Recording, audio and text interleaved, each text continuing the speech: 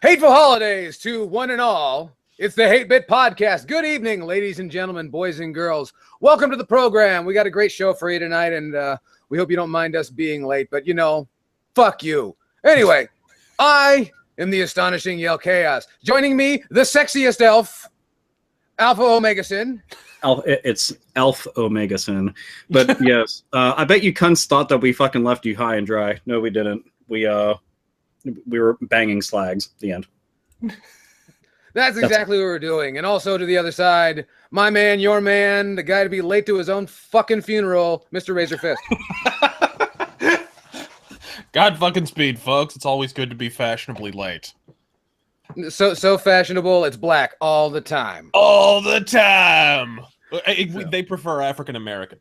Yeah, I'm terribly sorry. And we live in a very politically correct society. Granted, we aren't fitting into this mold as well as we should, but you know that's why cookie cutters are around. Eventually. Right. Next week we will show up, and Alpha will be brown, and Yell Chaos will be transitioning, and I will be gayer than a daffodildo. Yes, and I will call Hulk Hogan a nigga, and it'll just be a wonderful thing. It'll be fabulous. Everyone will love it. But I mean, Vince McMahon technically got to do that on Raw, and he knows. Vince McMahon, it just the fucking balls. Just life sucks, and then you die. Dude, oh my god, what fucking band ended up using that at the beginning of Skinless? That was the Optimist. Yes, dude, that's right. One of the few death metal references that I get. Dude, that every time I heard that, I was just like, my god, I have a CD with Vince McMahon on it, and it's not one of the WWF albums. Like, that's fucking great. Ah, good times, good times. Absolutely. Speaking of fucking travesties on Monday night, each and every one of you can check us out on Twitter, on the Facebook, and on Instagram.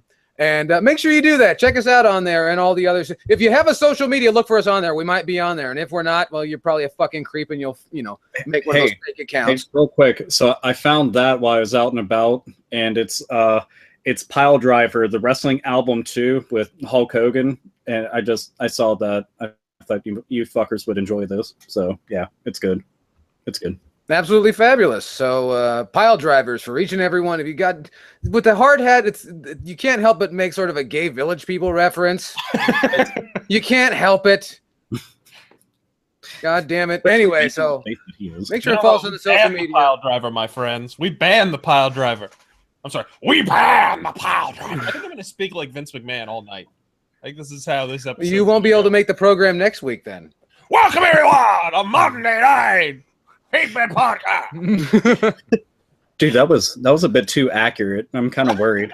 Are you gonna start like making out with Trish Stratus in front of your fucking decrepit looking wife? I'm just body drop. If I were him, I wouldn't fuck around, man. Linda's part of the Trump team now, so that's Vince true. Could be fucked. Dude, the fact that fucking happened, I know, because I kept making fun of the fact that this bitch had wasted millions upon millions upon millions and got jack shit. Donald Trump gets in and she just got a fucking past the easy street. I was just like, you know what? I got to admit, her chess game is complete bullshit, but she accidentally got a checkmate. I'm like, yeah, bravo. Look at that. She fell right into it. It almost feels like Donald Trump was just reimbursing her. That's what that was. Well, you know what? I'm pretty sure that's what was going on because I think the largest donator to the Trump Foundation was WWE. I think factually. Oh, so is that where all that fucking money went? It's true. That's all their Be a Star bullshit. Well, I was going to say the money's going to that and also to Brock Lesnar showing up 3 times a year. So that's not so bad. Yes, and it seems like the only time he shows up to UFC is to fail drug tests. Not just a drug test, multiple drug tests. I'm thinking he goes to WWE to get the drugs from probably from the New Day. There have to be drugs going on in the New Day camp. Dude, he probably raided every single fucking cabinet in his house that Sable's Supply had, and he just got all coked up and fucked up on whatever he could possibly get, then went bear hunting with his bare hands. That's it. The life of Bork Laser. Pork and Sable doing her drugs, fighting bears, and then being boring as piss on national television. Bravo to you. I contest the contention that Brock Lesnar is injecting steroids. Brock Lesnar, ladies and gentlemen, is a steroid. It's 2016. It's time to admit that fact. He has successfully transitioned, and we should all welcome his new life choice. What did we learn? Is you are what you eat. I'd like to think So that even if he had like pointy fucking what? If he had pointy fingernails, he could just go up and poke any dude at a Gold's Gym and just give them that fucking stimulant that they need a little bit. And then Fallout jokes are made everywhere. Blah, blah, blah. Duke Nukem. It's Chemical X. Sorry. Yeah. Sugar, spice, everything nice, so on and so forth. Anyway, so make sure and check us out on the social media. That's what we were trying to get over, if you hadn't grasped that already. Also, questions, comments, concerns, correspondence of any kind, please drop us a line at hatebitpodcast@gmail.com. And hopefully it's something nice, not like something fucking bullshit we usually get in there, some bullshit about Sting being a draw. But that's not the issue. We'll talk about that some other time. We're going to jump right into something that Alpha Omega Sin, when on the preparatory, the part of the show that you don't get to see, and you never will because that's when it's the sexiest. Alpha Omega Sin was going on and on about a patent filed, something that was stumbled across, I guess, earlier today or earlier this week, about a VR headset for the Nintendo Switch. Alpha Omega Sin, what do you know that I don't? Well, you know everything that I know, but I'm just going to say it for all the plebs who are currently listening. And that's virtual reality is more than likely going to be attempted by Nintendo yet again, and we can make virtual boy jokes until the cows come home. But considering that Nintendo's kind of an ideal company to go after virtual reality in terms of first party, but they filed a patent back in June. It went live on the 15th, so just 4 days ago. And basically, it's just a little Nintendo Switch screen that they have that goes inside the system. That'll go inside of a headset. You'll still look like a gibbering, retarded asshole while trying to go and play virtual reality, but it'll be Nintendo-branded virtual reality. It's just a matter of, is this going to premiere in January? Like, are they going to showcase this to the world, or is this, like, well off in the distance? And Miyamoto himself had already said, don't expect to see some shit like Super Mario Brothers on there. So if they are doing it, maybe brand new IPs for this, or for fuck's sake, just give us some of a Virtual Boy collection, because there were good games on there. I swear there were. Sure. It's just they were on the Virtual Boy, so it just hurt to play them. I have no idea why those games were not released on the 3DS Virtual Console, because the 3DS can do everything that the Virtual Boy can. It also hurts your eyes. It does. If I could get Tellerboxer on there, that'd be great. I would enjoy that a lot, because I thought that game was really good. What the fuck was it? Was it Wario Land? You mean that was? Yeah, I think Wario Land was the other one. Wario Land was on there, and the Mario Clash, which was the 3D ones, throwing shells, in a 3D space. That one is a perfect match for the 3DS, and why that didn't happen, I don't know. I held my breath, and then I turned purple and passed out. That game, it's a super basic game, but if you put it onto the eShop for like $3, motherfuckers will scoop it up based off of principle alone, let alone for the price. Yeah. I mean, is it going to be fugly because it's red and black? Yeah, but it's also going to kind of shine light on a system that they don't want to pay attention to, and they don't want to remember. Yeah, fuck it. You can just pretend you're a Terminator. Yeah, dude, I fucking wish that would have been some awesome shit, like a first-person little Terminator adventure, going around scanning shit. They did it in Metroid Prime. Fuck it, I want to go with the T-800. I always forget the fucking name for it, but yeah, just let me do that Schwarzenegger. Things will be good. But do you think Nintendo's going to follow through, or is this just a patent that they have locked down, they aren't going to do shit with and just sit on? I think it's something that they tried to nail down in the console space, because they saw what's going on with the Samsung phones and that so-called virtual reality. I think that they just want to have that part of the toy market sewn up in case it does become a thing. Yeah. Well, because if you make a profit, you did all right. And that's all that I think they would really hope to get out of a peripheral like that. I'd like to think that after I don't know the sales figures of the PlayStation VR whatsoever, and I don't know them about the HTC Vive, but just considering that there is a decent wealth of developers out there who are trying to make shit for this, and it's still it's a niche market.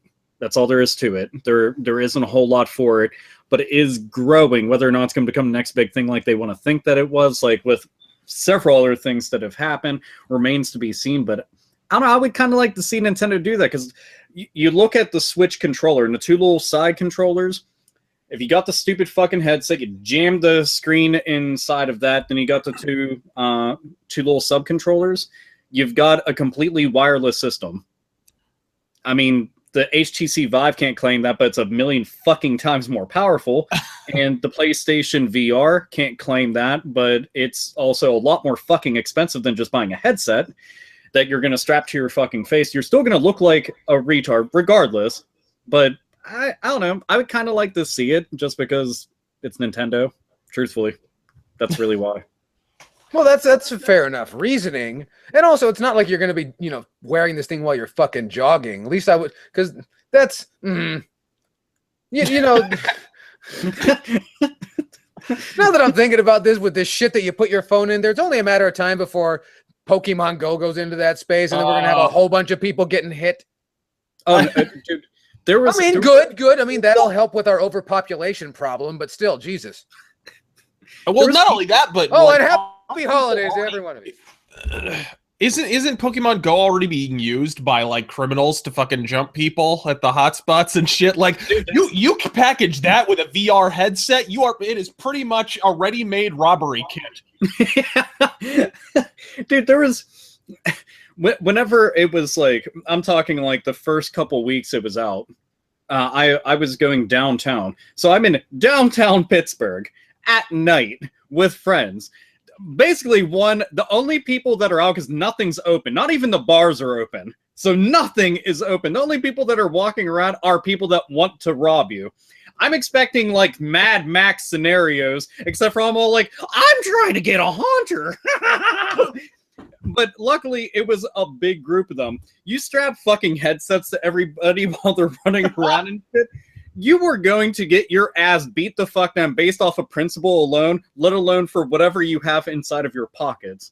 I kind of want to see that happen, but I watched a Twitch live stream of a dude getting robbed while playing Pokemon Go. I felt really bad. He had to get his fucking jaw wired shut. I was like, God damn. Dude just came up and it was this wraparound punch and just... his jaw just went in a different direction and was like, I'm on strike. It was fucked. But yeah, if there's this kind of shit, I foresee some bad things. Plus people getting hit by cars, walking off cliffs, both of which happen with Pokemon Go, by the way. Just imagine if it's on your face. I'm also predicting a whole new swing in cosplay. Could you imagine dudes dressed up as thugs with a sign that says, I'm a Pokemon? Well, fuck, I told you guys about fucking the Poke Thug, right?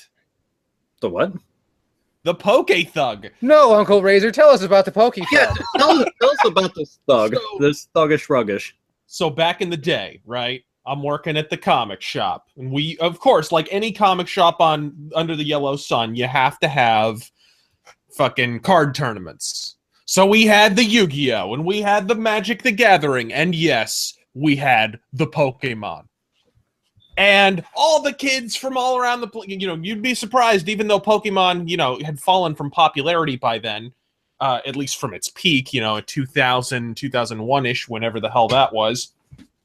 There were still a lot of kids who would turn up to fucking play Pokemon, Yu-Gi-Oh, blah, blah, blah. And it was, it was great seeing little kids getting involved in social activities, fucking doing whatever, and we'd have a room full of fucking kids playing this game.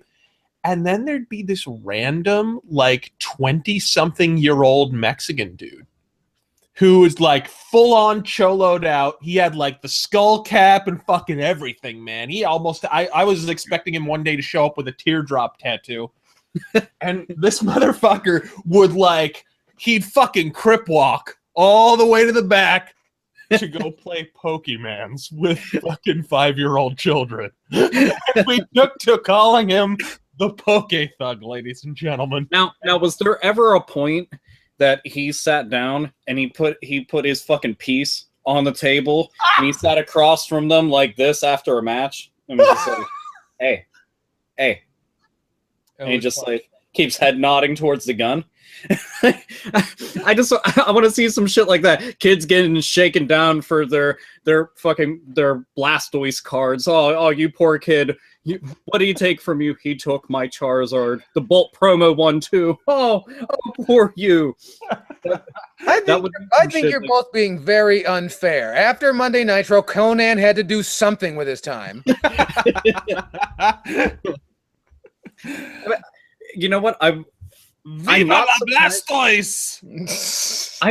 Well, dude, after the NWO Wolfpack, I mean, that seems like a step up. So personally, I think that he was doing better for himself by doing that. Right? But it doesn't shock me because at the Magic the Gathering tournaments, they would have Yu-Gi-Oh ones going on almost simultaneously because the one comic book shop was so big. It had a first and second floor, and on the second floor, like where they were hidden away, they had all the Yu-Gi-Oh people. Well, one of them was this big, brawny, big, bad-looking motherfucker. It looked like he just crushed fucking heads.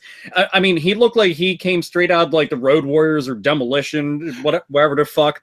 And he's just going in there with, like, his little tin of Yu-Gi-Oh cards.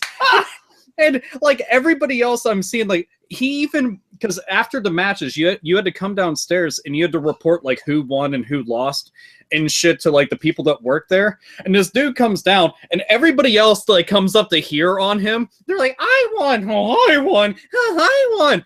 I won! Like, I was gonna say, like, wait a minute, the first three guys are all like the cashier from Krusty Burger and The Simpsons. Dude, just seeing it because I'm sitting there, like, I'm just going through the boxes, just getting Magic cards because that's what all the cool kids do. Clearly, yeah. they get their pile of Batman comics and then they get Magic the Gathering cards and then bitch and complain about prices. But just seeing the dude, I was just like, Jesus fucking Christ! Fucking Meat Mountain comes to play Yu-Gi-Oh! Fantastic stuff. But I think I don't know. I think it's awesome when there's some kind of diversity to it. It's still funny. Like, you never make fun of them for it because they'll probably shoot you. Yeah. I'm sure. Lots of death. Next week it'll be Lord Humongous from fucking Mad Max. Now I want to see one of, like, their fucking vehicles all decked out. Yes! Just, like, with the cards and, like, heads of the characters on fucking spikes on the grill. Dude, and shit. That'd be fucking great. With it. Maybe you'll bring Master Blaster. Dude, I'm saying. Not... By the way, everybody played Master Blaster Returns on PlayStation 1. Extremely overlooked. That's all. Sorry, it fucking reminded me. It's just, that game's really good, dude. It's so fucking good. The one on Genesis is fucking terrible, though. Oh, God, don't play that. You know what? No one gives this program enough credit for having spontaneous reviews. Yeah, it's true. I mean, yours was actually in depth, though. Where everybody got to understand that Yokai was totally worth getting. And I was babbling on about this while holiday shopping with my best friend. And I was like, man, I want to get Yokai Watch. That's going to be the shit. Yo, Chaos was telling me about. And it's like fucking Pokemon with, like, just ghost and shit. And he was like, yeah, I have that for my son. I was like, well, I'm going to get it too, so fuck you. that was our actual conversation, literally.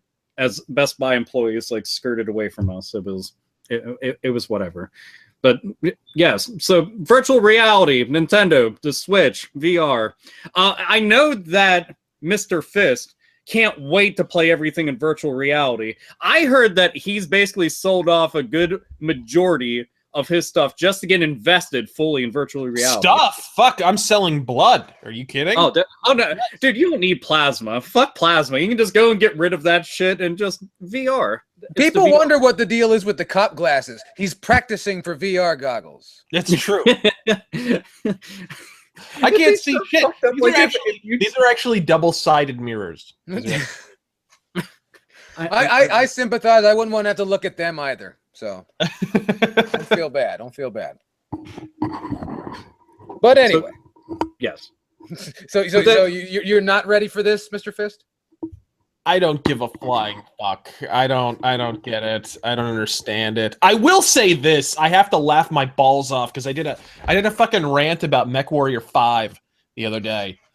And because, you know, it looked kind of cool, but there's still some issues and blah, blah, blah, blah, blah. And I was arguing that the game, because it's a simulator, should be geared toward fucking joystick. you shouldn't have to own a joystick, but it should be calibrated so that if you use one, it should control really well, right? Because a fucking sim. And every fucking Tom, Dick, and Harry coming out of the woodwork. What are you talking about? They cost too much. They cost too much. Meanwhile, fucking VR headsets are the future, ladies and gentlemen. And they cost how fucking much? Like, I could get a joystick for $12 down at fucking Bookman's. But a VR fucking headset is... The idea that PC gamers are complaining about anything being expensive? No goddamn shit. I'm like, dude, proper rigs that are built aren't fucking cheap when you want the most high-end shit. Like, I mean, fuck. I dropped two... But I'm gonna show you guys something really crazy now. I want you guys to keep this a secret. Are you ready for this? This is a hookup for my joystick. Are you ready? Are you ready? Yeah. You see that? There's a USB. There's one of those on the front of your PlayStation. Whoa, hold on. Have them on the front of your place. It's almost like if Sony and Microsoft weren't being proprietary cunts, you could just plug in any old fucking joystick and it would work on your goddamn console or something. But, you know. Now, can't you use the Ace Combat 6 setup on PC? Yeah, you can. Yeah, it works with just like any fucking 360 controller or whatever. It works if you plug it into your console. The very first time I even got to try anything like that was way back on the PlayStation 1. It was like massive fucking dual stick controller. But that was the first time, and as a matter of fact, that was the first time Sony had anything that was analog. So it actually predated the dual analog stick, not the DualShock, the dual analog stick. And they basically just took that and then shoved it inside of a fucking controller. But again, to try that out, and there was also the Namco Negcon controller, which is real fucking weird, but the controller, it's split in two. And you go like this. But it, dude, for flight sims, it controlled so good. I was like, holy shit, this is amazing. But anybody not wanting more options for their games and then bitching at you about it is a fucking idiot. I want less options. How dare you demand more? Yeah. If you want less options, you should play your games on the Mac. Yeah, that's pretty much exactly what you have to do. The only way that you have a lot of options on the Mac is if you have a high-end Mac and then you emulate Windows and then play your games through that way. And just hope it doesn't fucking explode while you do that. Oh no, it's going to. It's probably going to catch on fire. But I just hope you can minimize collateral damage. That's the key. I still can't. You know what? I'm not even shocked that people were bitching at you about it. Motherfuckers will bitch about anything. Give me less. How dare you? I don't know what I'm defending. This shit fucking kills me. God, what a bunch of fucking ignorant simps.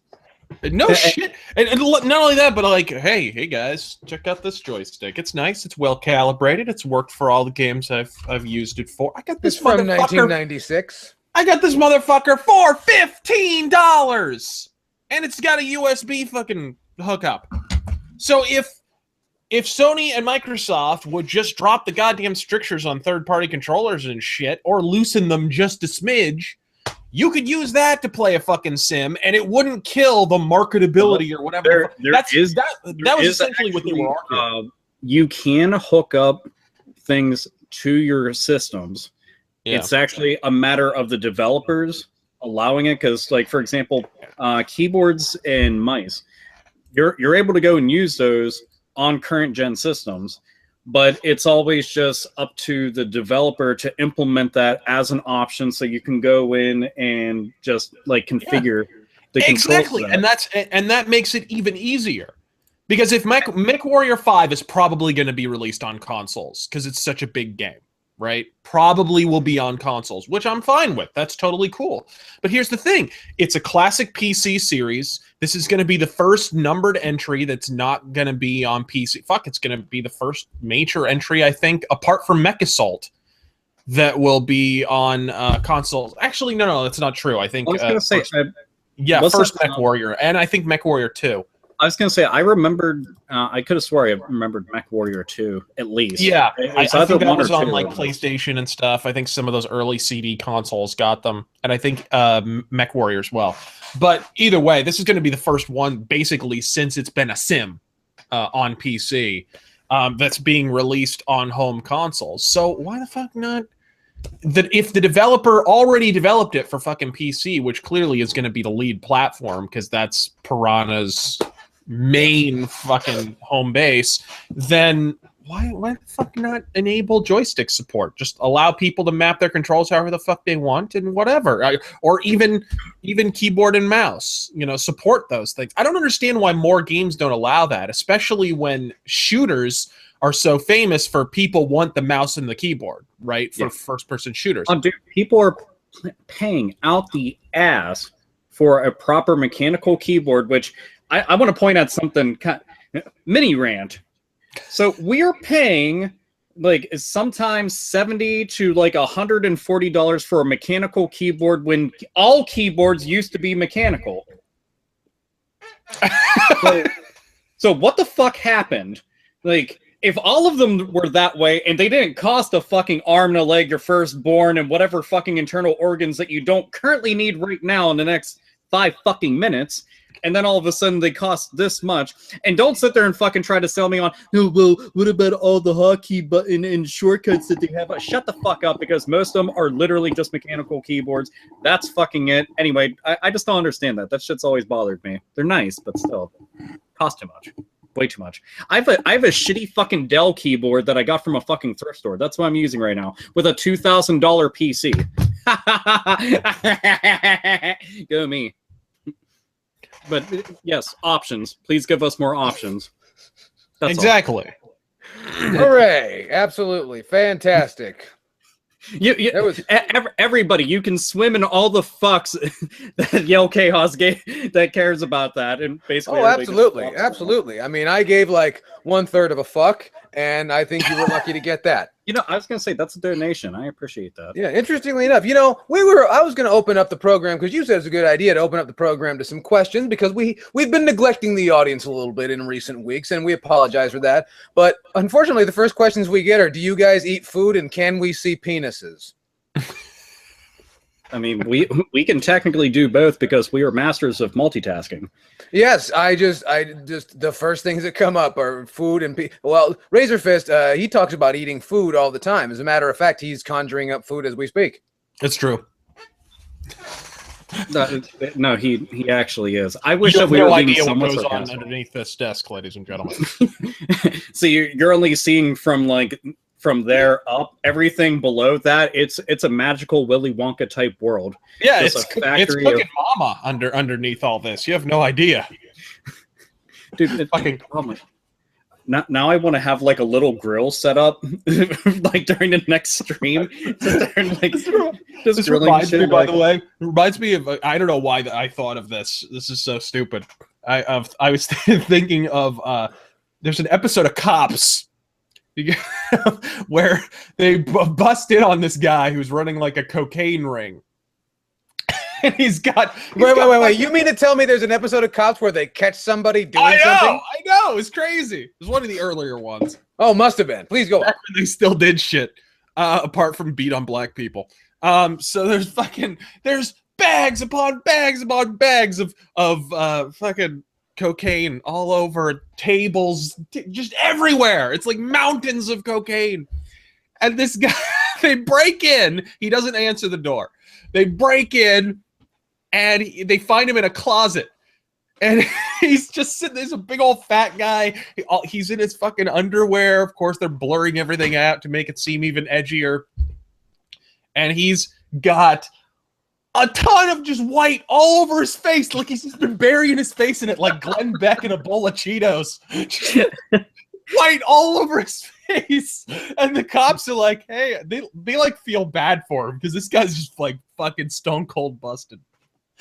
It's like, hey buddy, what were you doing? What's that on your face, bud? What's going on? And he's like, it's flour. I'll make it bread. It's quote of the century, ladies and gentlemen. That must have been some shiny flour. No shit. So the bright as lights, you know. Dude, like for whatever reason, I don't know why. The entire time that you were, this is what went through my head. Like I had visuals already like predetermined. So when you were describing it, I was expecting a dude who was surrounded by drugs, and he was in the middle of his living room with a fondue set. And nothing else. Motherfucker's just got and the shit's lit, and he's just hanging out, and he's just like. Just like straight hands off and shit. Like, but the idea, like, get you a motherfucker who Tony Montana'd his way into a closet, and he's just sitting there like fucking white faced and shit, like Papa Shango. It's just like, hello.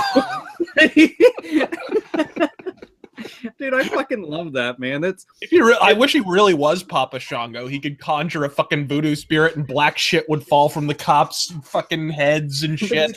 Ultimate Warrior style. And then the cops would shake the ropes. Is that what you mean? Yes.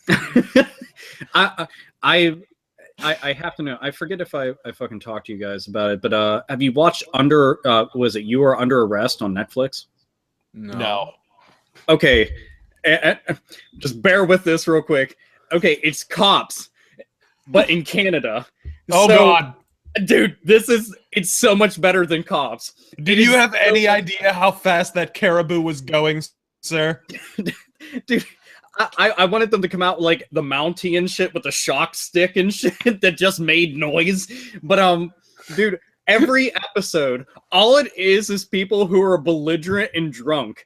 And dude, the amount of times, oh sorry. I was just like, I was in fucking heaven watching this. And like all of it, it's all ridiculous. There was one dude, he was fucking all cracked out, running around naked in the streets and shit. And I'm just like, this is what the fuck the shows need more often. And he's just sitting there like, he's jumping on the cars and he's freaked out. He's like doing these stances like he's trying to be Peter Parker. And I'm like, this guy needs to calm the fuck down. And there's another one, like they showed this woman who fucking killed herself and the bitch is hung.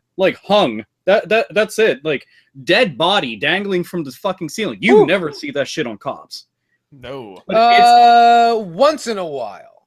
Dude, all the episodes I've ever seen, like the most I've ever gotten to see is like somebody who got like hurt. But I've seen tons of blood on there, like fucked up violence and just shit that's just funny. Like just hilarious. I saw one. It was in a Walmart parking lot. You can do your own math on that. And apparently the cops have been called about a disturbing figure out in this brightly fucking lit parking lot, this Walmart parking lot, and there's a guy, and he's standing there. And the police come out, and he approaches, sir, and he's not moving, not responding. And another cop shows up, and they say, sir, they're trying to get his attention, but he continues to stand there as like, and he's against. Have you ever been in a Walmart parking lot? They have these trees that are like about as thick as a stack of dimes, just, you know, in between the light poles. And he's just standing there, seems to be peering through.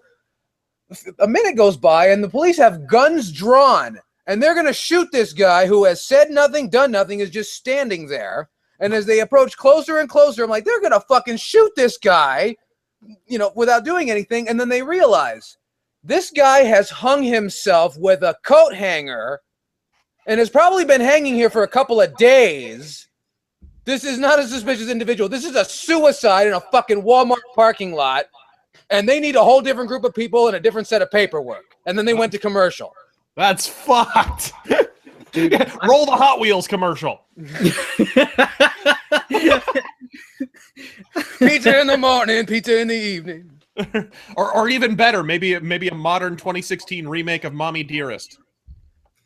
Is that really anytime that we can bring up clothes hangers without talking about trying to get rid of like some kind of a kid during prom night, that, you know what, I'm all for that. That's good. We got all no shit. It's a Walmart parking lot and a coat hanger was involved. You're lucky he wasn't a fucking zygote. Dude, I want to know how the fuck nobody just like why did they even pull gun? Why am I asking why they pulled guns? Fuck it, they got them.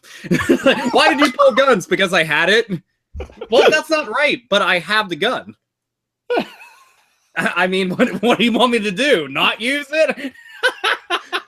Not use my Well, gun. yeah, that was their fucking- response. They were in no danger, I assure you. Yeah, what is this? Well, Great Britain? unless like it's sprawled to life, like in fucking Resident Evil or some shit started like coming after him. Like, you don't have to worry. Like he's bound by the might of that clothes hanger over there, so everything's good. My thing is though, is like that's a pretty crummy life. If the only place you can hang yourself is at Walmart in the parking lot. Like if you're gonna hang yourself at Walmart, do it in like like housewares or something, or. And look, if you're gonna hang No, yourself, do it where they sell the tires, because no one would find you for a week. You have to go onto one of those amusement park rides that's like the Tower of Terror, where it goes up real high, sits there, and then drops you. Well, once you get to the top, somehow get out and then hang yourself. So then when you plummet down, like your body will be flying in the air and then smash right down on top. Oh man, it'll be such a gory mess. It'll fucking traumatize everybody. Oh, it'll be great stuff. No, but that's one of those horrible things where the people don't actually die. Like you live. And that motherfucker's gonna make a noise of shit, and then he's just gonna whiplash right off the ground. Like, those little sticky hand things, the little rubber ones you can get out of a vending machine? Yeah, his body's gonna be like that when you're going like this. I'm like, whip it good. This is something people who consider suicide rarely take into account. The prospect of, man, my life can't get any worse. Hey, you know what could be even worse than your life right now? If your really elaborate suicide attempt fucks up and you have to be renamed fucking Slappy. And you're sitting in the corner eating paste in your own shit. Dude, that could be considerably worse. I forget, what was the... Oh, God, I want to say his name was Bud something, but the dude that... he shot himself publicly. He was like some big political figure, and he just shot himself like live on television. Yeah. And fuck, I forget, but it is a big thing that was like going around on the internet. I remember watching it, and I made so many fucking memes of it before we even were calling them memes. I was like, gore threads. Of course, I can add funny text to these. So it's everything's in bad taste. Why the fuck not? Because it's the holidays. That's why. Oh yeah, our Bud Dwyer. Thank you. See, the actual people in the chat fucking help me out with that. But dude, that shit, man, he shot himself, and his fucking nostrils just turned into a faucet. It was just blood pouring out. I was like, fuck yeah, look at that. Oh, it was good stuff. And then there was this other dude who shot himself because he lost all of his money on the stock exchange. So he shot himself, and this was like overseas somewhere, and he shot himself, but the caliber of gun that he had was weak as fuck. Dude would have been better off with a fucking Nerf gun. He shot himself and lived, and I'm like, what an idiot. You went broke, shot yourself, looked like an asshole, failed, and now you can't afford the fucking hospital bill. Well, in all fairness, he couldn't afford the proper caliber either. No, he couldn't. I'm like, what a fucking dumbass. It was just like, he was like, he put. Well, put what the did gun you in want his him mouth. to do? Did you want him to start panhandling and save up for a 45? I mean, dude, if you got enough money that, like, basically going on the stock exchange and like, all this shit is going to be able to end you have enough to be able to fucking get a gun. That's all there is to it. Like, well, if you have no. Guns are, in this country, guns are plentiful. If you want a gun, you can get a gun. It's not hard. Okay. Go to any fucking pawn shop. You can trade in some really stupid shit. You could trade. No shit. You could trade in. At one point, you could trade in Amiibo for a gun. Oh yeah, yeah. Right now, you could trade an NES Classic for 2 guns. Imagine how many cigarettes you could get in prison for an NES Classic right now. Well, dude, if you have an NES Classic and you're in prison, that's basically Trailer Park Boys. Those motherfuckers lived it up in every single episode that had them in prison. I was like, God, man, fucking Canadian prisons, the shit. Look at that. Not bad. Not nearly as hot shit as fucking Norwegian prisons. Where No you can fucking, shit. Where you can fucking stage a goddamn a military coup on your free time from jail. So don't tell me that you know what liberalism is. Yeah, in between fucking pedicures. Indeed. Oh wait, hold up. Someone in the chat said, "Who the fuck pawns shoes?" real quick, I don't know if you know, but man, motherfuckers are all about buying Jordans and fucking Nike, old Nike shoes and shit. Those things go for a lot of money. And I don't understand why. I just buy shitty fucking black steel-toed combat boots and then like skate shoes. That's a weird thing. Is like, you know, since video games have virtually dried up at most thrift stores these days, or whenever they get video games, they think they're worth $100,000. On your way out of the store, you'll see that they're selling shoes, dirty ass, stinky ass shoes, starting at $20. Like I can go get them for $9 at Ross, brand new. Yeah, it's like when the dude tries to sell you something on the street and you say no, and so he's like, "Would you like some gum? I'll sell you that. Would you like some of this? I'll sell you that, please." Jesus Christ! You interested in a battery? Yeah. Look, there's only been 3 times I've had people around here try to sell me anything. One was a dude with he looked like Santa Claus, by the way, with the way that this was going. He big ass fucking beard, skinny as a fucking rail though, but he had this gigantic clear trash bag filled with cartons of cigarettes, shitloads of Newports, Camel, and Marlboros. I mean, fucking tons of them. Like, I wonder who he robbed. But that didn't matter because he was selling these at the time for like $10 and $15, which nowadays, I think a carton of Newports, like, they're like up here, they're like $7.50, $8 a pack, which is fucking ridiculous. So back then, that was like a hell of a deal. Translate that now, insane. I've had people sell me stolen watches. And I can't even count the amount of times I've had people come up and try to sell me weed or ask me where to get weed. I don't even do drugs, but I mean, I was just like, I know a guy, but I can't tell you that guy's name. Sorry. That's pretty much it. But damn. Now I want people to sell me shoes. I need that. Also now, you know, people, you know, when you go out to these conventions, people are going to, you know, ask you where the weed is too. Dude, that already happens. That's been happening. But now it's more so. Oh my God! I have a theory, Alpha. Maybe you'll back me up on this. Whenever you enter a party, if you have facial hair, you are officially the weed guy. You must have brought weed in some capacity. I don't know what it is about facial hair and weed. I think Shaggy started that whole thing. You know what? I think you're onto something. Don't fucking anybody who ever saw Scooby-Doo, Shaggy was fucking tripping balls the whole goddamn show. Oh no, yeah. Look, Scooby never actually talked.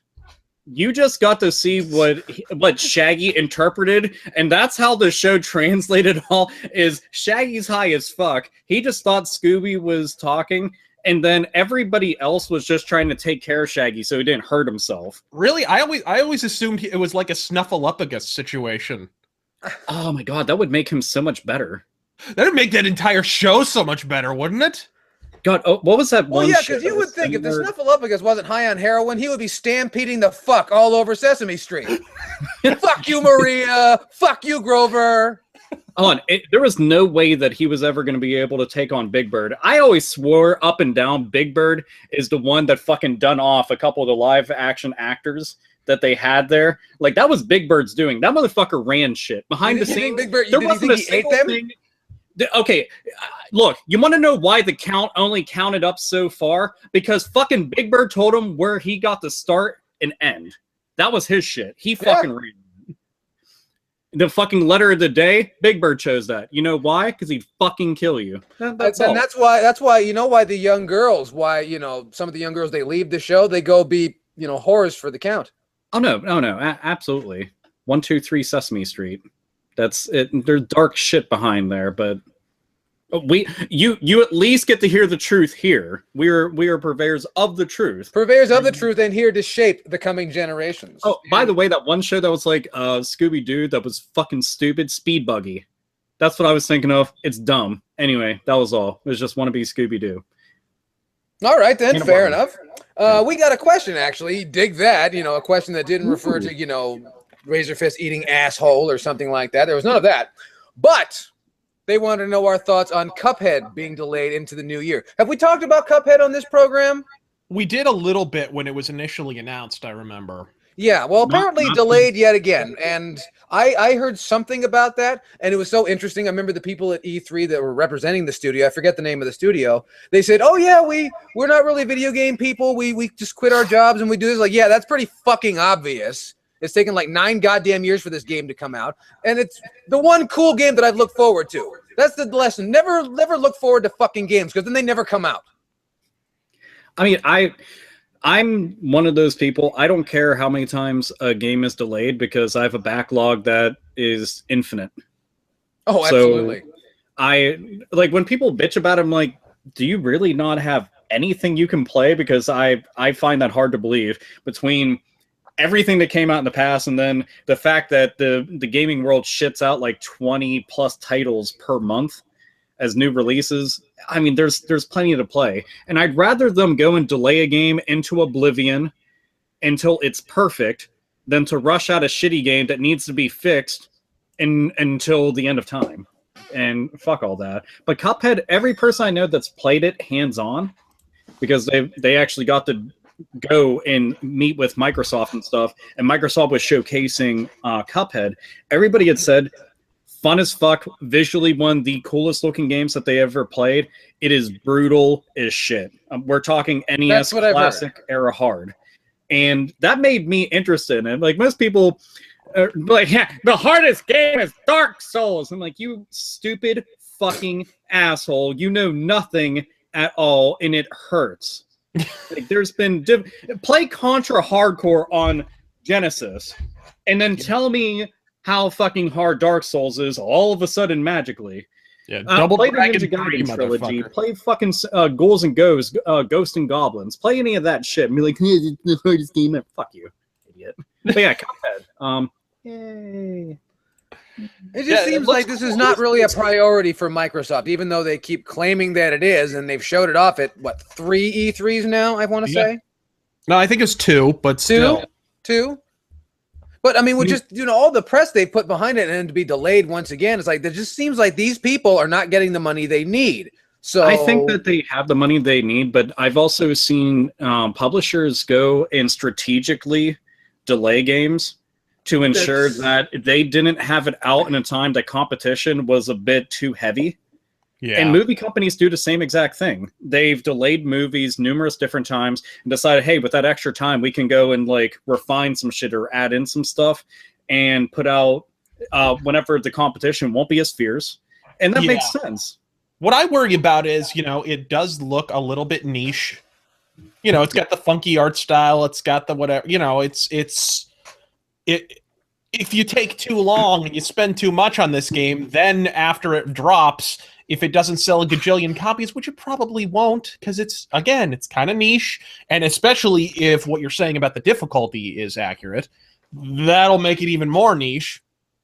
Mm-hmm. Then we'll be talking about what a fucking disappointment it is. Yeah, that's the thing. It's a game that is a darling of people who are paid to talk about video games.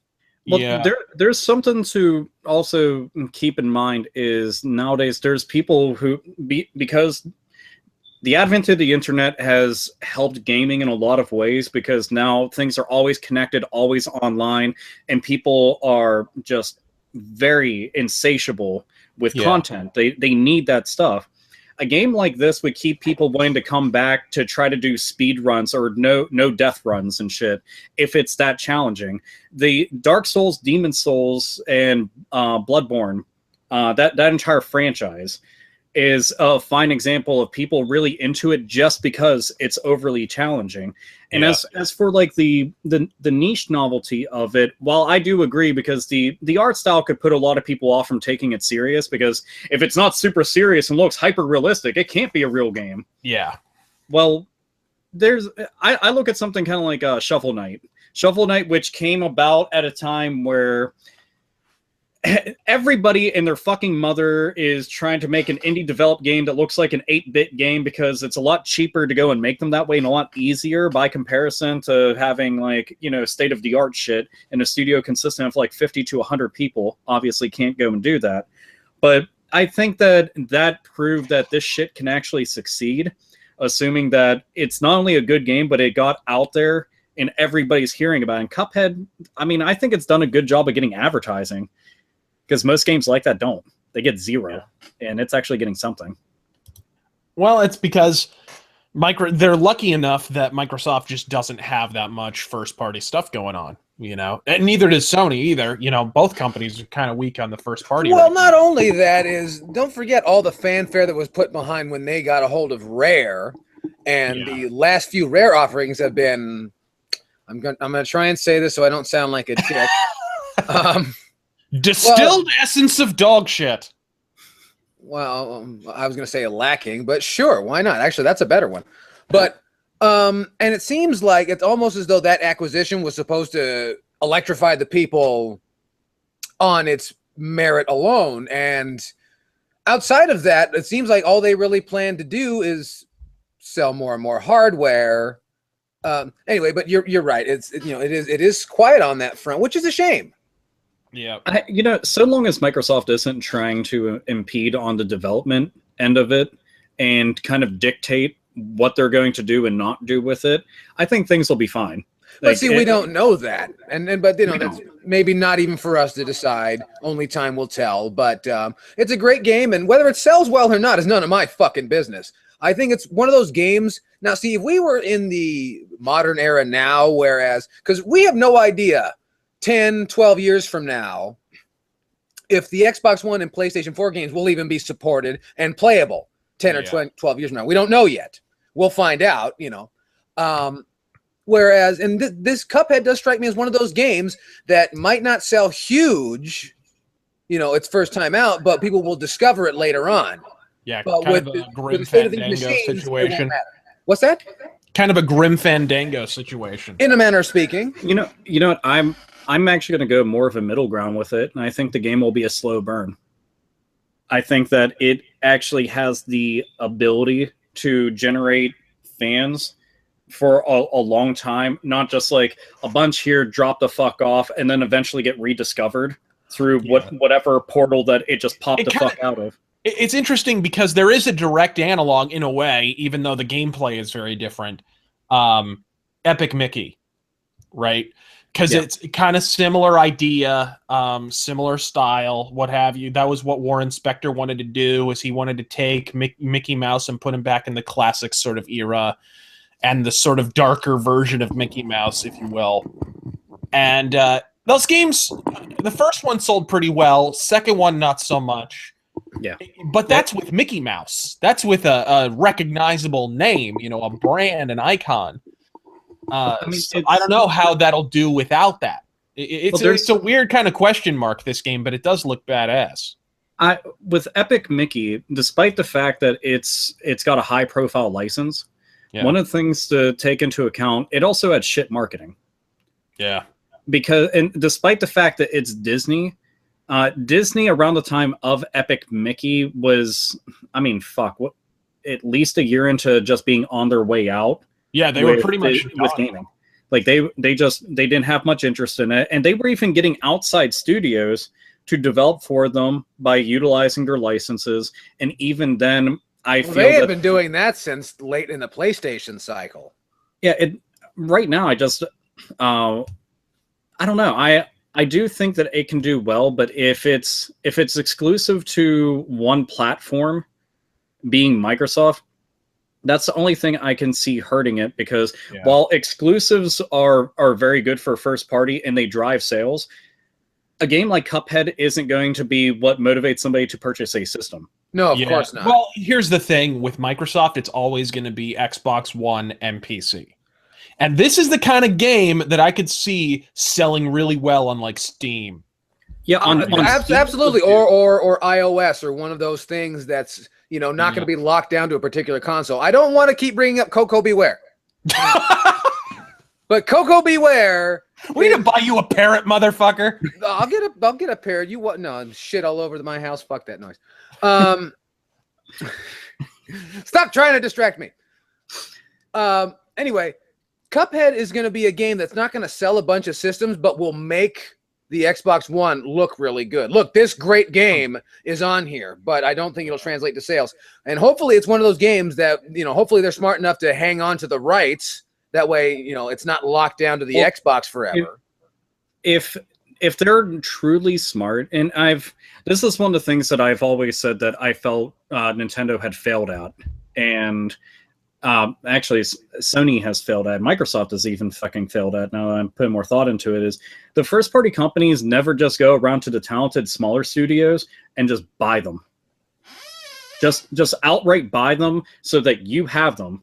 Like I actually think it was the last podcast that we had brought up Treasure, and nobody's done anything with that company, and they're not even like the equivalent of a diamond in a rough. Like, they are a once in a lifetime type company that is always willing to do something different and push hardware and always just make a fun as fuck game.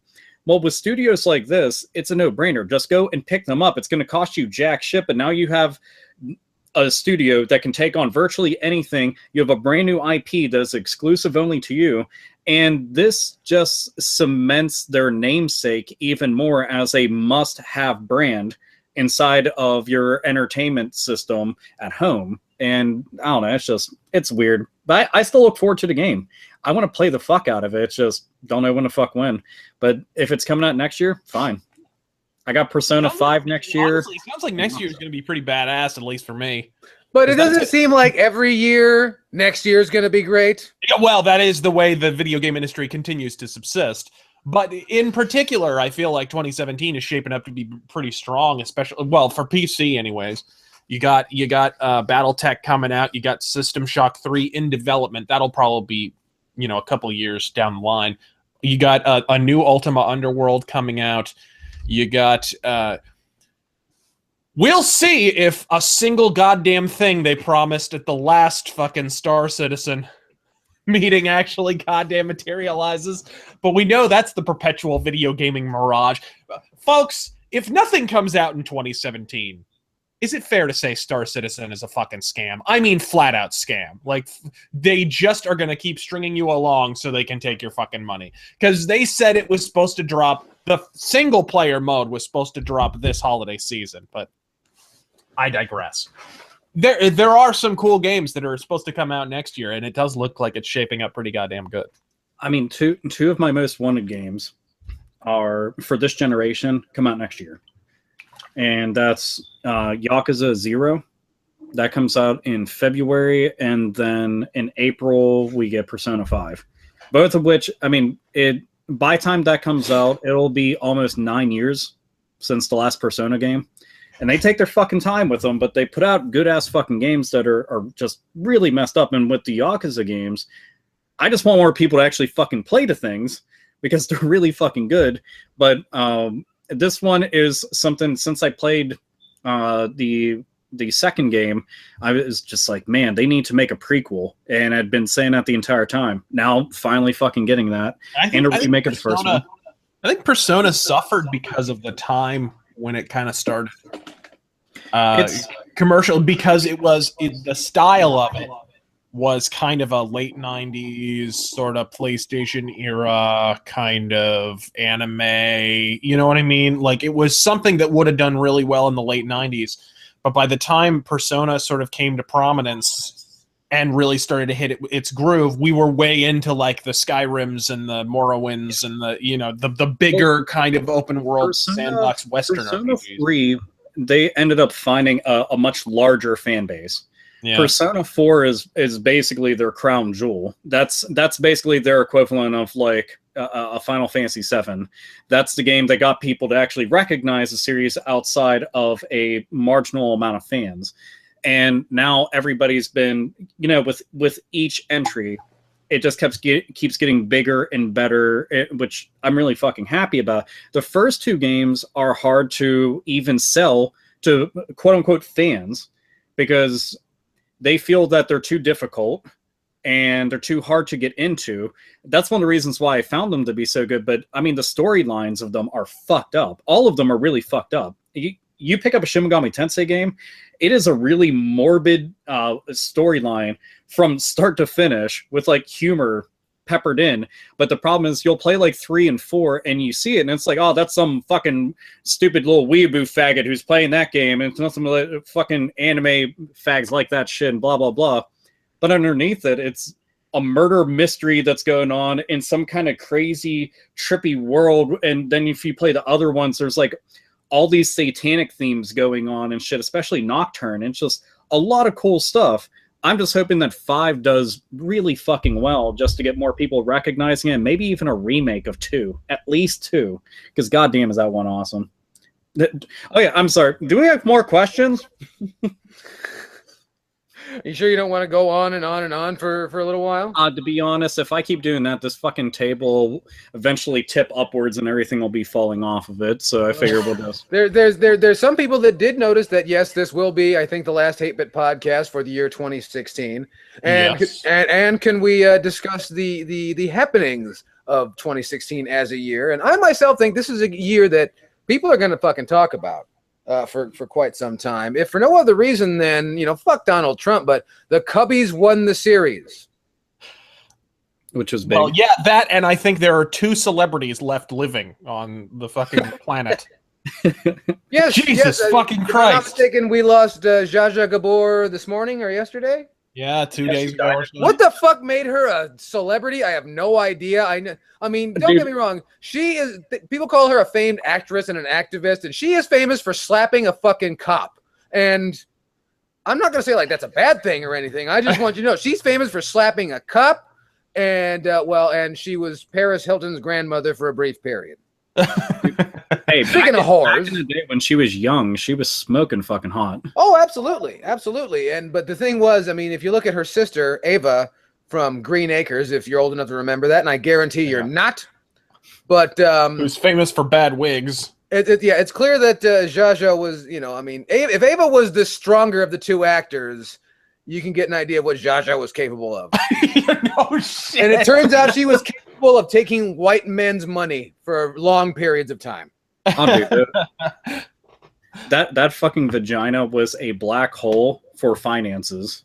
And if anything, I say, bravo, because fucking hot looking and able to go and treat like well-off-to-do men like puppets. Hey, that's a reason to be famous. Plenty of bitches out there are fucking doing it. But dude, this year we lost musical icons, we lost celebrities in movies and television, and we had probably the most tumultuous, out of hand, ridiculous, over the top election ever. Yep. Like so far. So far, dude. It's funny because I've said this before. I will say it now for all time and posterity. This is kind of what elections are going to be like going forward, I think, because you've now taken things like hacking and you releasing personal information and fucking rape allegations and shit like that, and you have put those in a presidential election context. These are part of the playbook now. They're part of the playbook. Yeah. So anytime someone starts losing, they're going to want to go to the nuclear option. Oh, dude, and we're also getting people rioting. We're getting people rioting. That's another because they didn't get their way. Yeah, and rioting in Portland, Oregon, the place where people in their 20s go to retire and live happily ever after. There was rioting in the streets. Interestingly enough, not long after the Portland Retro Gaming Expo. I just wanted to point that out. They were pissed about the high prices. They were. Dude, but that is like, it's interesting, and they also added paid protesters. People who are literally shipped around from place to place to protest, to start a riot. That's another thing that's been thrown into the mix. This fucking nasty, underhanded bullshit, some of which I'm sure was part of the political lexicon for years, and we're just now aware of it. Well, yeah, because now they have apps for it. That's why. Yeah, that's the thing. It's in our fucking pockets, so it's easier than ever to slam that nuclear button. And they are gonna slam it like the Dickens. Then they're gonna slam it again just to make sure. The thing that it's relieving, what I'm going to say is relieving to a very minor extent and depressing to a much greater extent. And that's during this entire election, this one gave a lot of people peeks behind the curtains of how shit is truly manipulated, how things are worked, how things are fabricated, what truths are actually back there. And even with smartphones in our pockets, the entire world at our fingertips, we still have a vast majority that will choose to be ignorant and not care because that was not comfortable for them. They did not want to face that harsher reality. They wanted to give themselves a hug box, a safety pin, and access to whatever social media network to type on that they are oppressed, they are victims, and that everything is fucked that they did not like. And for anybody who is not them, they are fucked.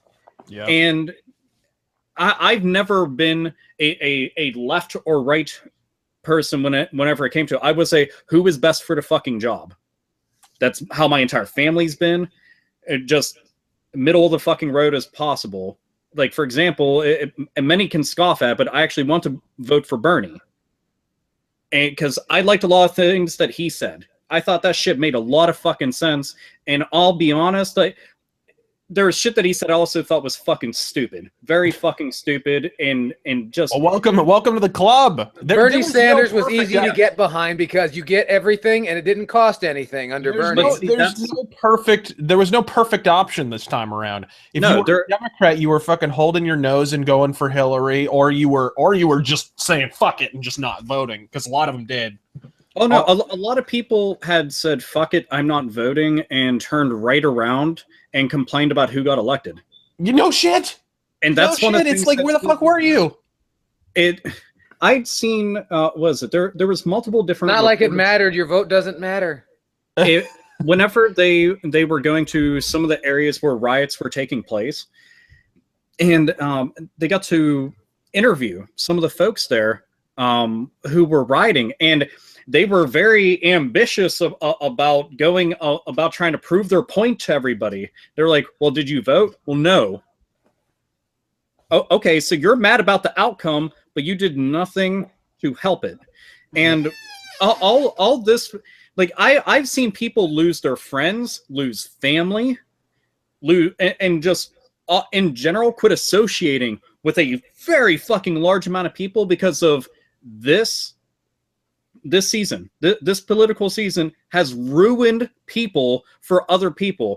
It's not even divisive. It's not even like polarizing. It was a fucking shit show. It's embarrassing. Well, it really was. And I think a huge component is social media, because you couldn't log into Facebook during this election, motherfucker. I was so glad I deactivated my Facebook years ago. Because it was like, I can only imagine logging into Facebook. Because it's so much better to just assume people are retards than to have it confirmed motherfucking daily that they're retards every day by logging onto Facebook and scrolling through your fucking feed. I think, right? If for no other reason than that, I'm glad the election is over, because at least now the retardation, which was at a full fucking boil, is now down to more of a simmer. Oh no! Well, you got to remember that they had said that gays and women were going to be locked up into 2016 era concentration camps. There was going to be lynch mobs that were going to go around and systematically fucking eliminate every single one of them. And this was the kind of shit that they were painting. There's people who just made up shit.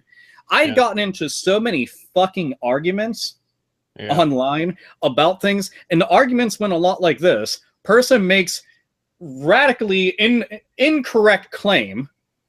I challenged it by asking a question. I got blocked. And that was it. And this shit happens so fucking often. There was at least several days, because I tried my fucking best to not get political on my channel, on my social media pages, but this time I couldn't. Shit was at Spinal Tap 11 the entire fucking time, and it wouldn't fucking stop, and it wouldn't slow the fuck down, and eventually you just have enough. And you just want to go and call the motherfuckers out on some shit. I had some dude who's very racist against white people go and say some shit about Trump's wife. Whether or not you like Trump, irrelevant. But he was trying to go and slut shame her for posing nude. This same motherfucker is in there and applauding as much as he can, like a fucking goddamn seal with a ball on his fucking nose.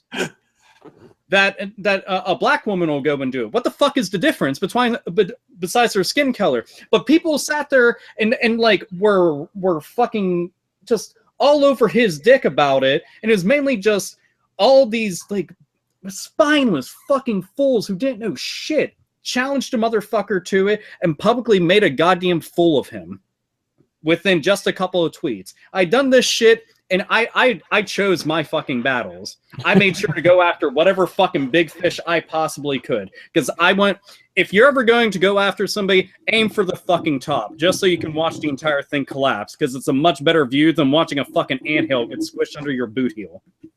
Sorry. Yeah, so politics, 2016.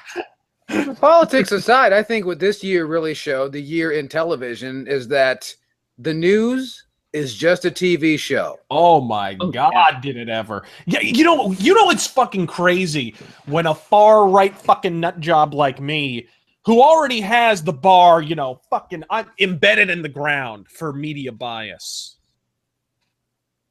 when they somehow manage to outdo your expectations, right? The whole fucking election, like they were just. They weren't even pretending anymore. It was unbelievable. Any sense of affectation or putting on airs that they were objectively reporting events of any kind. They could report a house fire and turn it into indictment against one candidate or another. And they did it on a daily basis. There was so much of it that I had seen was very, very, very extremely pro-Hillary. Oh. And it's so much to a degree that they ignored and basically just like swept it under the rug. Anything negative that was out there as fucking fact. They were just like, no, we're not even going to acknowledge that because we don't need the information getting around. Social media allows us to be able to go and spread that information around on our own. The downside is we've even seen the people that will run Facebook and run Twitter and whatever other fucking platform you want to go about, but even those have silenced people. Yeah. And it's hard too, because when it's a social media kind of election, what have you, it's hard to parse. There's not the same vetting process. There's not the same filtration process for factuality. So if information gets out there, there's very little curation. Like even reading through WikiLeaks, you don't know. There's a bunch of fucking nut jobs who think there's a fucking pedophile ring because of pizza or something. I don't know what the fuck is going on. I'm not fucking paying attention. But Jesus Christ, that's a classic prime example of what happens when you don't have any curation. No, there's no fucking Edward R. Murrow sitting down and poring over the fucking pizza saga and going, all right, this is true. This is complete horseshit. You know what I mean? And so people start to latch on to really fucking nutty bullshit as a result. So you got both extremes of the fucking spectrum. It's you see, we also live in an era where people don't recognize that there's jobs at companies called social media experts or social media administrators. And what those people do is, and even if you don't realize it, they control speech. They control who says what, when, where, and to who. Why? Because when you control speech, you control ideas. When you control ideas, you control thought. And it's just like fucking television. At least that's what they want. That's what they're aspiring to. To me, it's you have the proof out there now that you've been lied to. That they only give you bits and pieces of things. That things have been like they've shown that there's been various people who were planted in areas that information was just made up. There's people who are essentially fucking scapegoats for hire just to go and make sure that shit happens. There's people who make outrageous claims with no evidence to be able to back it up, but everybody takes it as fact, and then that starts a domino effect of bullshit, but nobody bothered to stop and listen, read, or think. It's just reaction after reaction. And it's fucking horrifying because it's like this is where that's how they like it. Oh yeah, tinfoil hat conspiracy theories aside, I've always wondered if sometimes it's just a part of the end game. Like their genuine agenda is to let everything go to fucking hell. Like they're just like, they push for everything to go to hell in a handbasket. So then they have a reason, they have an excuse that something needs to be stepped in and done about it. And that kind of stuff, it's more and more fucked to think about. And I hate even bringing it up because it's like Twilight Zone, X-Files type of fan fiction. Well, but that's the problem, man. You're not even paranoid for thinking that. It's just a fucking election where nothing you thought was true, and everything you didn't think was true turned out to be true. People owed Alex Jones an apology after this election. Think about that for a minute. Ponder it for a second. That's fucking ridiculous. Alex Jones was right about something. That's retarded. I don't want to live in a world where Alex Jones was right about something. I want to be perpetually making fun of that motherfucker for his man boobs and his fucking Hitler haircut. All right? Period. And don't forget about that Freedom coffee. Your freedom depends on this coffee grown exclusively in the hills of central Mexico. Don't forget about that. So okay, so we've got the deaths of far too many talented people, and then technically the death of this fucking country in many ways, because just look at everything that we talked about. What about some positives? What kind of positives could you wring out of this very dry napkin that is 2016? Hey, there was a Battlefield game that I actually liked. Deus Ex got a sequel, and it was pretty goddamn good. Star Fox Zero was pretty fucking hot, I must say. It was pretty cool, issues aside, but it was issues aside, but you know, whatever. It was. Wait, Star Wars came out this year. Yeah, didn't it? Or was last year? Star Wars comes out every year. Yes, because there are action figures to be sold. I haven't gone to see the new one. So I understand that it's the end of the fucking world and everybody's going to die because Rogue One. Yeah. They're all going to die of some butthole disease, and it's just the end of the fucking world. I mean, to me, the worst part about this year had already came and went. We're at the end of the year. At least we have a clean slate, though we can't really go and carry that on to a good bill of health. I wonder how many people might make money off of Betty White's death next year. So, because that's been a fucking poll going for the longest time. I want her to live till she's 150. Well, according to a lot of Google searches, she's been dead every year for quite some time. Oh, yeah. I'm pretty sure I actually want to go and prove this. I bet that if you type in Betty White space, it might say death. So we're gonna find out live, assuming that every single old person on the planet has one of those on Google. Oh yeah, I'm sorry. Not death. Betty White dead. Yeah. So and then hold on. Betty White dead. Betty White young. Betty White age. Betty White death. 2016. So that's the top searches for her. That is horrifying. Oh man, that sucks. Somebody's going to either be buying a house or losing a house whenever she does go and croak. So it's going to be a thing. Just look at it that way. Well, that's great. Is there anything else good that happened in 2016? Because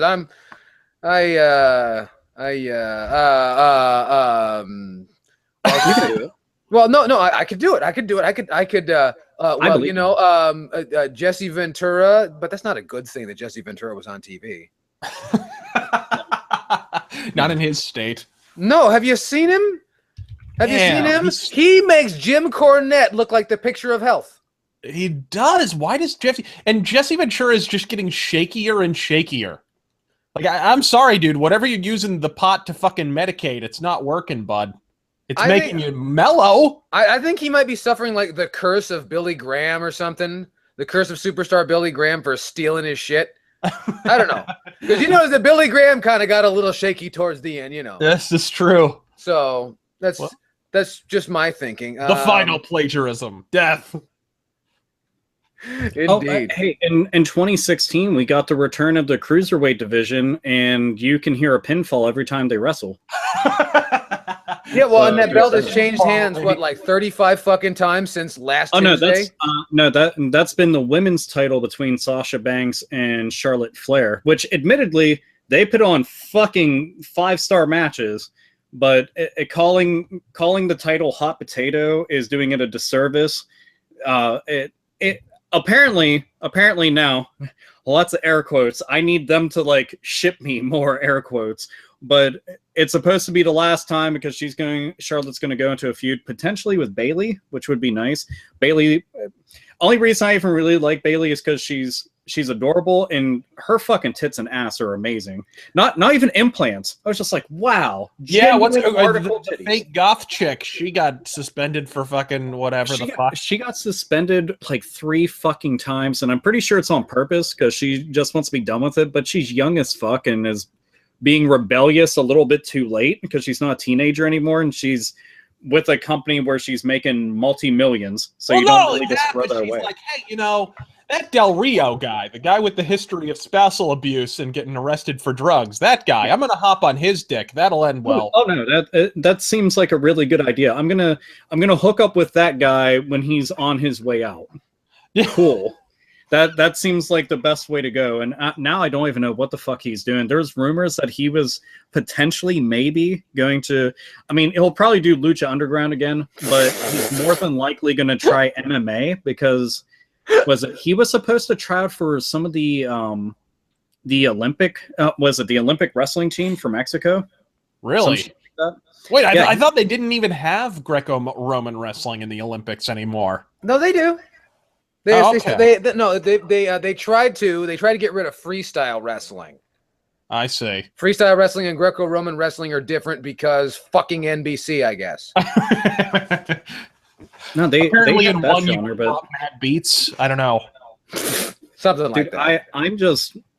I'm glad that she's gone because personally, aside from her looks, because I mean she's good looking. After you see.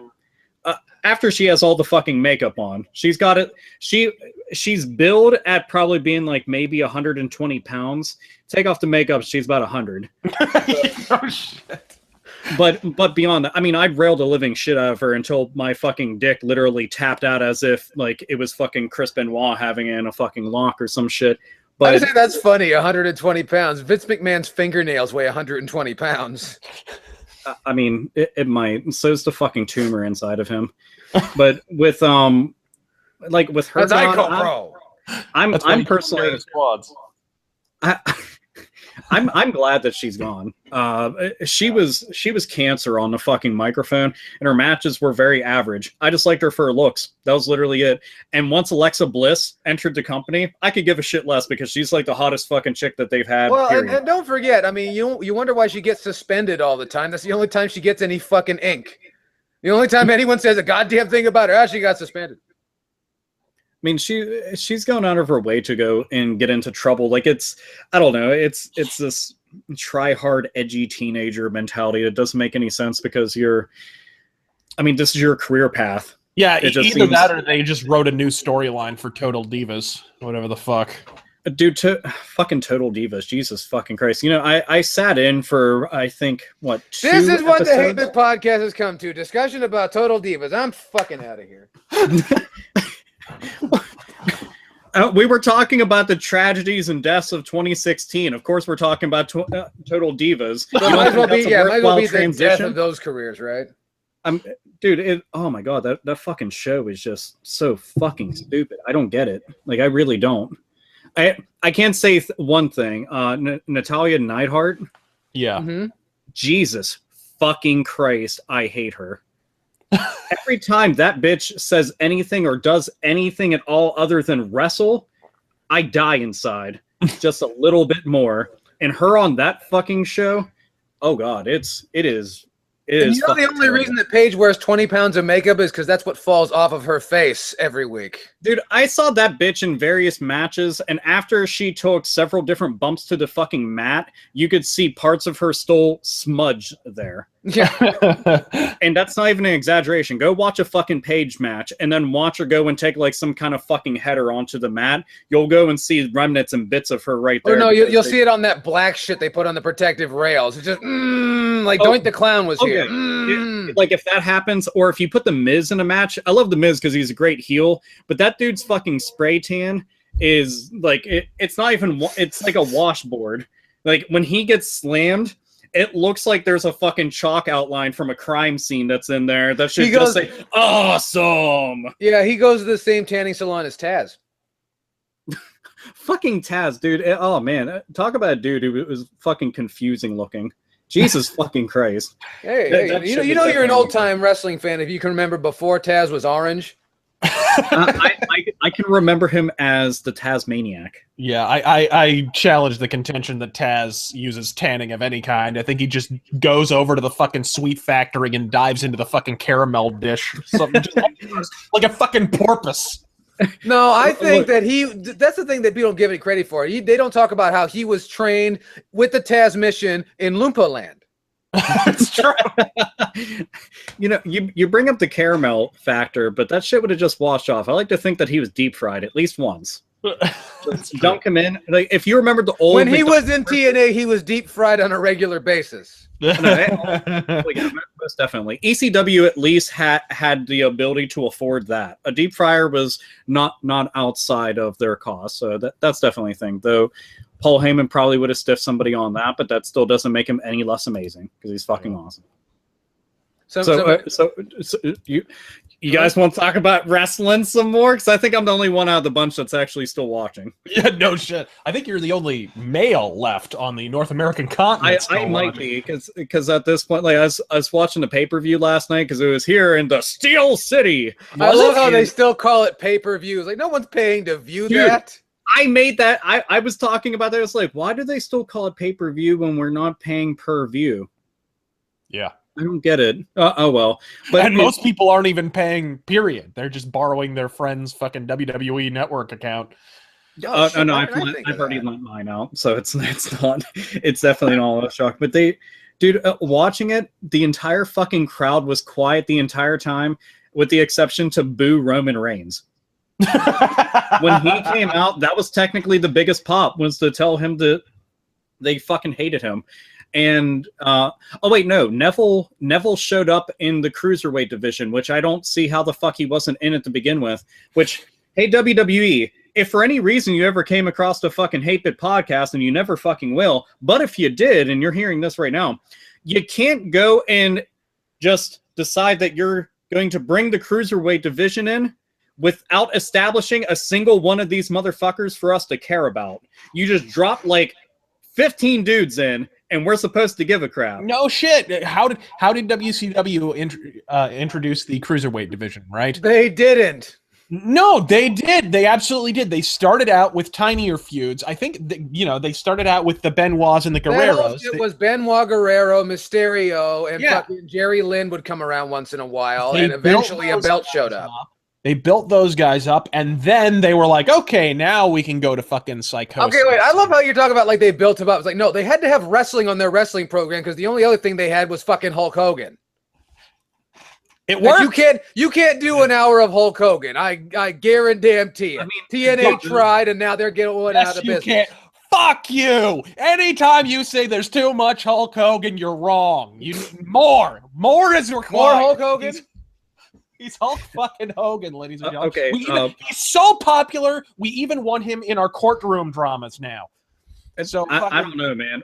When I watched Hogan Knows Best, I was like, I think I've had my fill. So, and I'm pretty sure that when that was going on, his wife also felt the same way because she liked him because he was never home.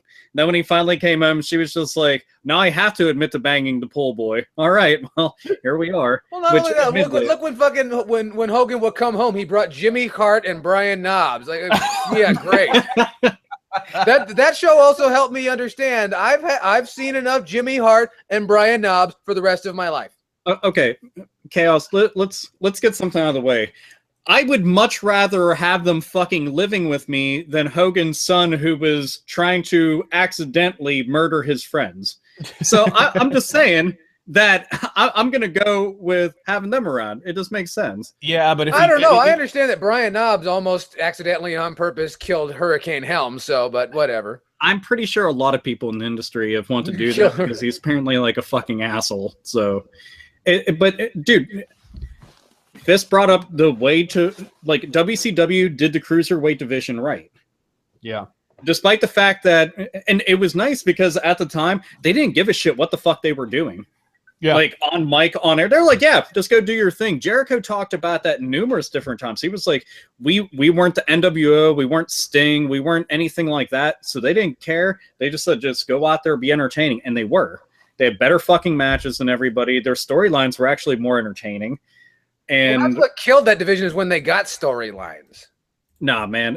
Look, the Jericho-Malenko feud was one of the best goddamn things I've ever seen from that company, period. It was fucking awesome. Mm-hmm. And Eddie Guerrero, when he was feuding with Chavo, that shit was good because it was weird but funny. They tried to carry that over to WWE and it was it was pretty much just Eddie Guerrero and then Chavo was tagging along. So, but with WWE, they bring the cruiserweight division and it's all guys that aren't already pre-established. Yeah. There's no reason to care. Even the last time WWE had the cruiserweights, which was like the mid-2000s, right?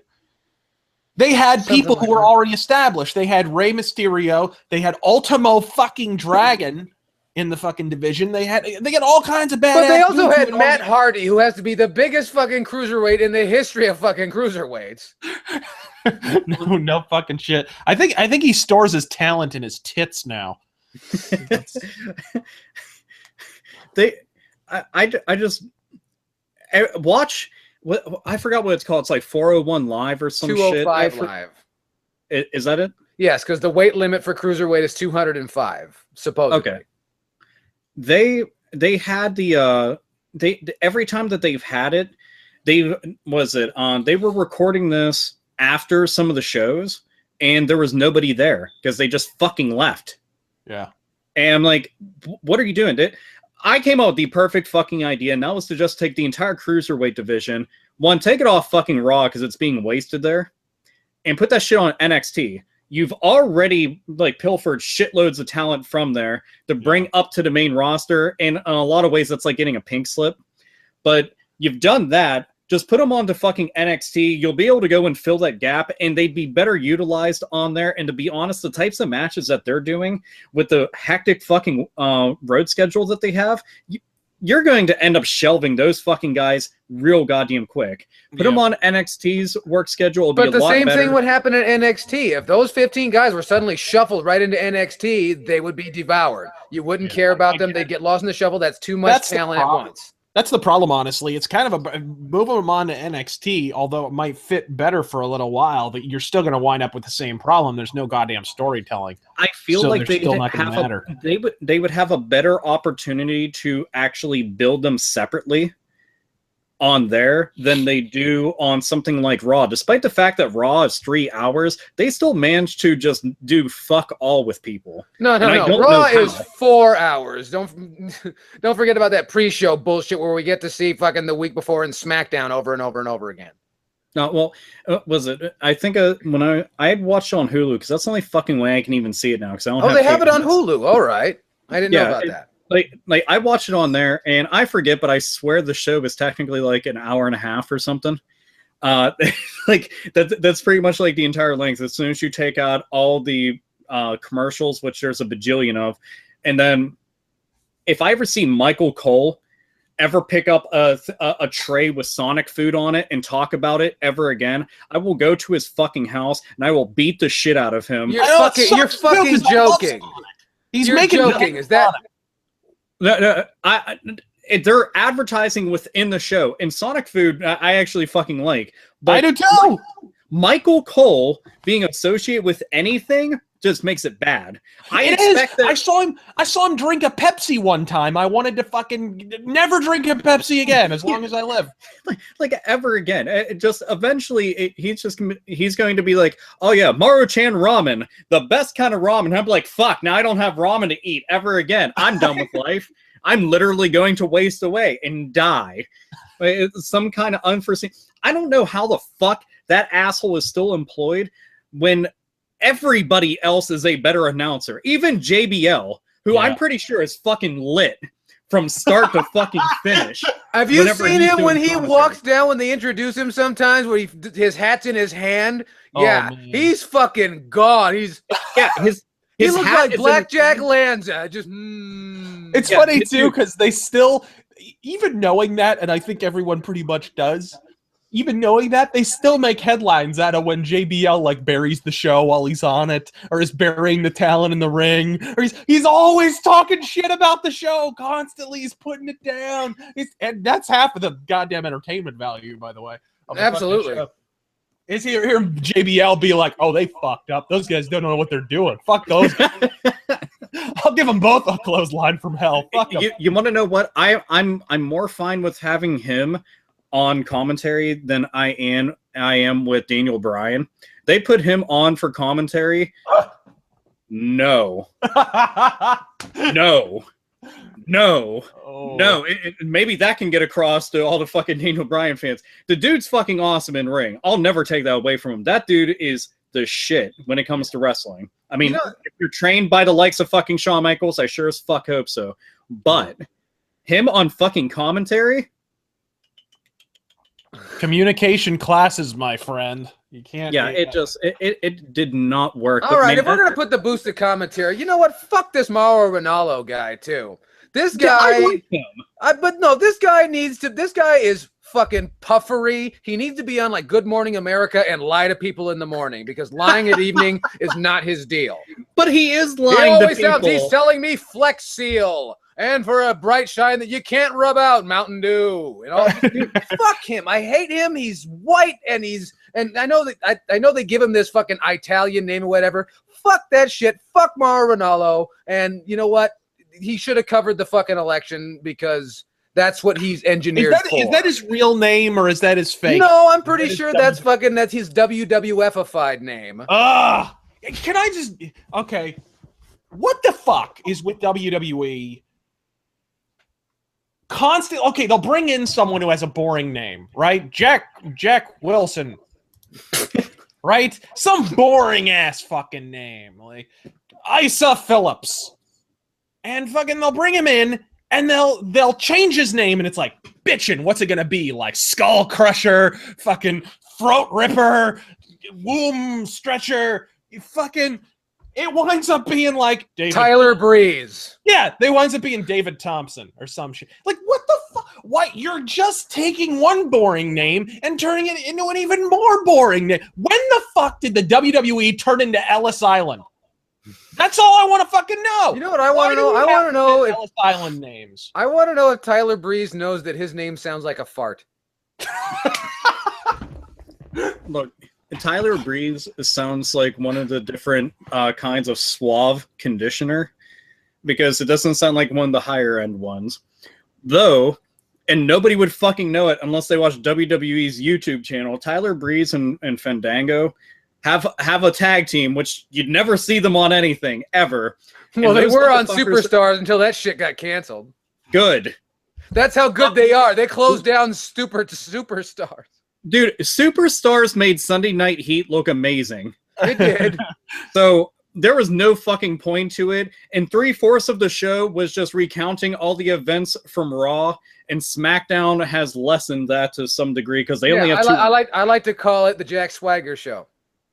Oh, fucking. Jack Swagger comes out and does the fucking We the People thing in 2016. There's a fucking name. There's a name for you, Jack Swagger. Could that possibly be any better than what he was? I don't know what his real name is. Could it be any better? Right? I don't know. I'm curious. Actually, he could be John fucking Smith. It would be more distinctive than fucking Jack Swagger. They turned Joe Hennig. I am not letting this go, motherfucker. Oh no! Dig this. He is Jake Hager. They turned Joe Hennick, last hope of a fading dynasty, into Mike butt fucking McGillicuddy. Mike McGillicuddy. What the fuck? Hold on. I'm going to play a game of one-upsmanship with you, and I raise you a Dolph Ziggler.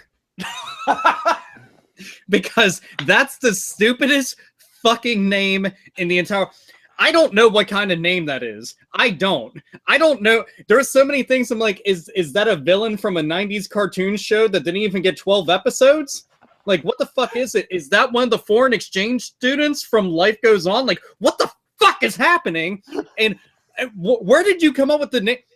There is no fucking way that you could tell me I'm going to take anyone serious, which WWE doesn't take Dolph serious. But beyond that, I'm not going to take anybody who's named Dolph and or Ziggler at all, because then I start thinking of Kimmy Gibbler from A Full House. And then I'm just like, Bob Saget put his pinky in your ass. I don't fucking know what happened. His stand-up's not that great, but I did laugh. I don't know why. It's just dick jokes. But howdy do, neighborinos. Yeah. I want him to come out once and say that. just once for no reason, and just see if there's a single person where it just like connects and they're like, and the sad part is Dolph Ziggler, no matter how much he gets shit on, no matter how many times he has to job to someone he should be beating, no matter how many times he has to play hot potato with a title that means nothing, he will never be as smart as Kimmy Gibbler and say, I don't have to take this. I'm going home. Dude, never! If Dolph Ziggler decided, you know what, I'm going to leave and go to Ring of Honor, he would do 1,000,000 times better for himself. Honestly. Cody Rhodes left, and that motherfucker seems like a beaming ray of sunshine now. And he's in like multiple different companies right now, just like touring the world. Cody Rhodes had prospects before WWE. That's something nobody ever talks about. He was actually on his way to being like an actor before he went into WWE. He was getting acting gigs and little bit parts and shit. God, if he hadn't gotten sidetracked by the whole WWE thing, he might be in fucking soap operas and shit. Oh, yeah, and don't forget that WWE is the one that gave him that fucking mustache, and now no more acting for Cody Rhodes. Hey, don't diss that mustache. I will diss that mustache all fucking day long. That looked like a brown Vlasic pickle. Don't you molest your mustache. Dude, he at least got to say the tried and true, I mustache you a question. That alone, I was like, you know what? Maybe this was worth it. Today was a good day, everybody. Right there. And if someone's like, that was bad, I'd be like, false. Everything about that statement was incorrect. Here's the problem with mustaches. They can't be abandoned. Right? This guy waxes every available inch of his body. And then he's got the loneliest mustache in Western civilization up above his fucking lip. Tom Selleck, you are not. Because if Tom Selleck ever disrobed to the fucking waist, he'd look like Mike Hagar. Tom, right? you don't even bring up Tom Selleck. That's not even fair. You could land a fucking F-15 on that mustache. Well, Tom Selleck had his mustache insured. That right there, I would, you know what? If there was ever a fucking celebrity auction and I could get the actual insurance paperwork for that, I'd buy that shit in a heartbeat. Man, when he started that Eisenhower TV movie and he had to shave the mustache off, I'm pretty sure the stock market crashed. Oh no. It's when he did that, I guarantee you, he didn't just shave off his mustache. That was 10 years of his life gone on a razor's edge. That shit was just, and I mean, that's heartbreaking. There's people that have iconic facial hair. That's just part of them. You can't shave it off at all. You could behead them, but you can't ever take it. Like you could literally throw their head into a fucking furnace. Everything will be burned to a crisp except for that. It'll be fine. But Cody Rhodes, he's doing well for himself. Tom Selleck, I miss him. I wish he was on more things. I wish he were in WWE. It'd be entertaining. Oh my god, that would be fucking fantastic. I'd be okay with that. Make Tom Selleck versus Goldberg. Yes, Goldberg. He interferes. It'll be Goldberg Lesnar 2, and he rips. Tom Selleck comes out and rips the door off the fucking cell. No. He should run him over with the Ferrari. I did it for The Rock. What they need to do is have him as participant number 30 in the Royal Rumble, because that is the next pay-per-view. Tom Selleck comes out. Hey, can't be worse than Drew Carey. I don't know, man. Have you seen the Honky Tonk Man lately? Ooh. No. Yeah. I mean, Just what like does he? What does he look like? Is it bad? He looks like He looks. Let's put it this way. Okay, you ever seen when the skin falls off the outside of a baseball? Kind of like that. Let's put it this way. He looks more and more like his idol Elvis Presley every day. It's just a matter of which period of Elvis you're talking about. It's definitely one that's right after the fried peanut butter banana sandwich. Yeah, all he's missing is a toilet and a turd floating after him. Is really all he's missing at this point. And a cold marble floor. Hey, give it time. Anyway, hateful holidays to each and every one of you. That's it. Hate Bit Podcast over. Thank you very much. You guys have been great. We wish you hateful holidays and a happy new year coming up real soon. We'll see you right after the new year. Joining me has been the man, the myth, the legend, Alpha Omega Sin. Hate Pit Podcast for life. Woo! And of course, the ravishing Razor Fist. God fucking speed, folks. Enjoy your holidays. By the way, digging the new love handles, Anita Sarkeesian. Did Movie Bob need something to hold on to while you peg him in the pooper? Anyways, God fucking speed. Woo! And with that being said, follow us, like us, or don't. Fuck you. See you next time.